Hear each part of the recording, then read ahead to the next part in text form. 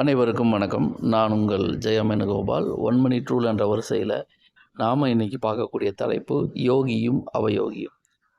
ஒரு ஜாதகத்தில் யோகிங்கிற கிரகமும் அவயோகிங்கிற கிரகமும் நன்மையை செய்யுமா தீமையை செய்யுமான்னு பார்க்கணும். இப்போ யோக கிரகம் திரிசூனியத்தில் மாட்டியிருந்து ஏதாவது பாதிப்பு இருந்தால் அந்த யோகமான கிரகம் நன்மையை செய்வதற்கு வாய்ப்புகள் குறைவு.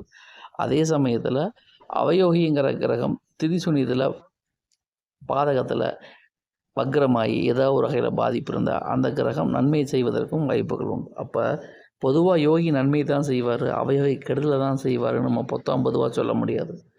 ஒவ்வொரு ஜாதகத்திலும் அந்த கிரகம் எந்த அடிப்படையில் உள்ளது, எந்த தன்மையில் உள்ளது, அதை பொறுத்து யோகியும் அவயோகியும் நன்மை தீமைகளை மாறி மாறி செய்வதற்கு வாய்ப்புகள் உண்டு அப்படிங்கிறதான் நாம் தெரிஞ்சுக்க வேண்டிய ஒரு பொதுவான தகவல். இவை முழுக்க முழுக்க பொதுவான தகவல் தான்.